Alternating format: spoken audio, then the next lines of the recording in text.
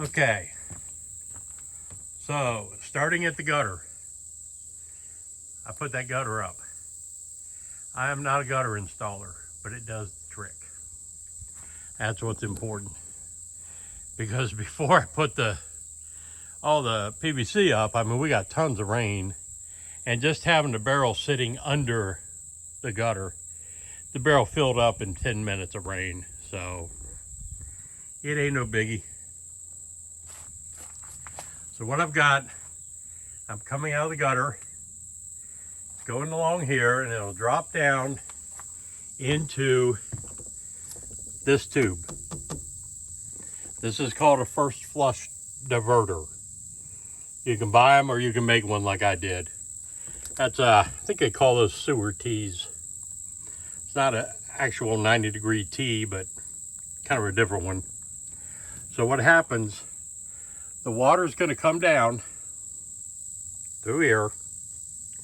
All the sediment will settle here in this pipe.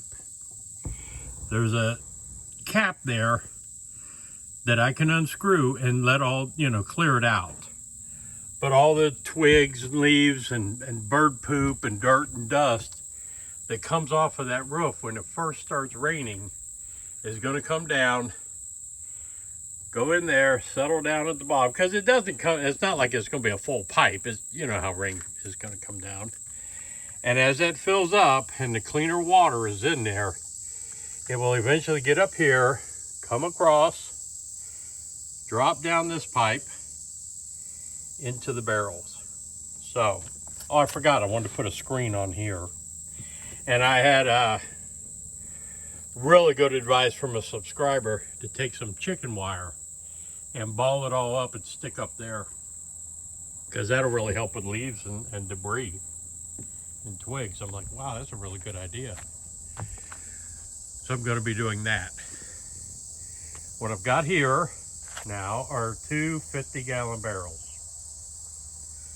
They are connected down here with a piece of hose and some, what do they call those things? Those fittings that I had to put in there. I did a video putting these together. So they will fill up together.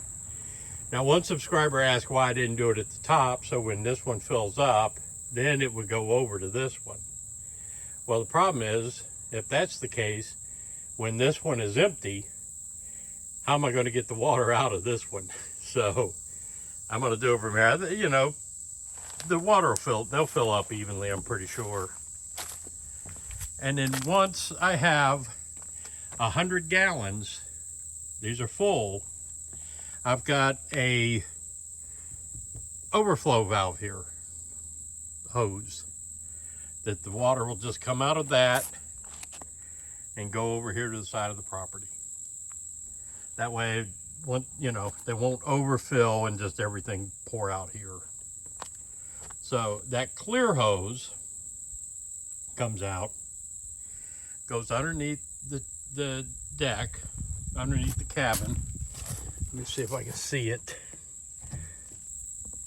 It comes out of the barrel and into this 12-volt RV pump. You can see my wires going up to it from the solar panels, from the battery bank, to operate this on demand. When there's no pressure in that line, when there's a call for water, then the pump will kick on, pull the water out of the barrel, send it under the cabin and up into the kitchen sink. That's how simple this system is. Now let me take you inside. And you saw that was 12-volt wiring, just 2 wires is all it is. So now I'll take you in the cabin and show you how it's wired into the solar. All right, welcome inside the cabin. So here is the cheapest sink I could buy at Lowe's, or not sink, but faucet.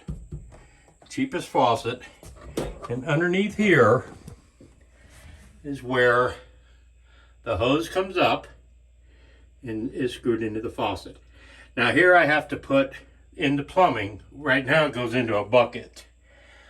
But I'm going to drill a hole through the floor, send the pipe underneath it, and then out the side of the cabin for the gray water. That's all it's going to be going, is organic soup or organic soap. So that's from the pump to the sink.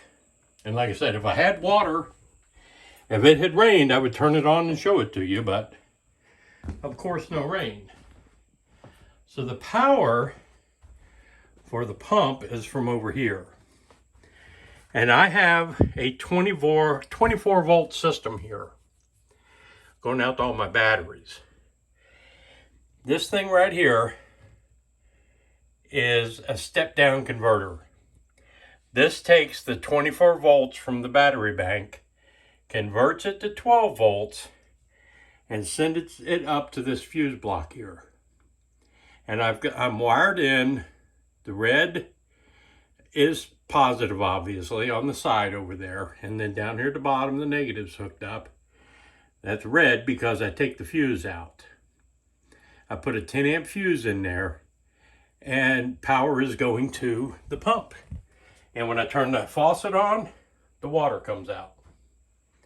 So that's how simple it is. Now what I'm going to do is take that wire and I'm going to put a switch on it. So I can, instead of pulling the breaker out, I can just flip the switch. I'll put it up here by the service panel probably. Because this whole box is going in the power shed when I build it out there. This whole board. But I'll be able to turn the pump on and off in here.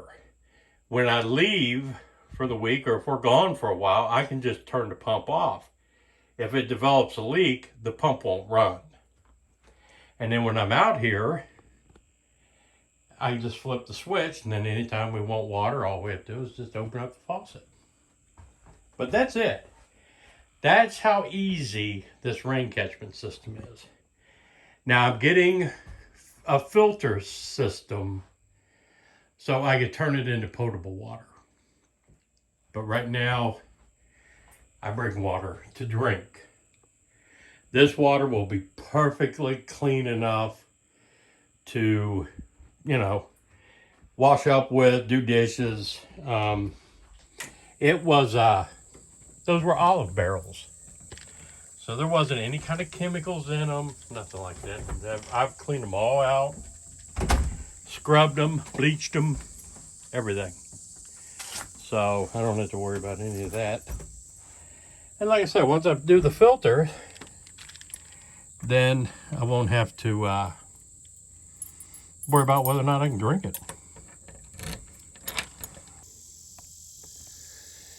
All right, hope y'all appreciate that walkthrough. And if it made sense, if you got any questions, let me know. Once I get the filters in, like I said, I'll show you how I'm going to do the filters. And we'll have water out here. I have more barrels in the basement, more of those barrels. If I decide 100 gallons is not enough for what we're out here, then I'll hook up a couple more barrels. You know, 200 gallons ought to do it. The totes that are in the barn, I know I get the questions. Those had Miracle Grow in them.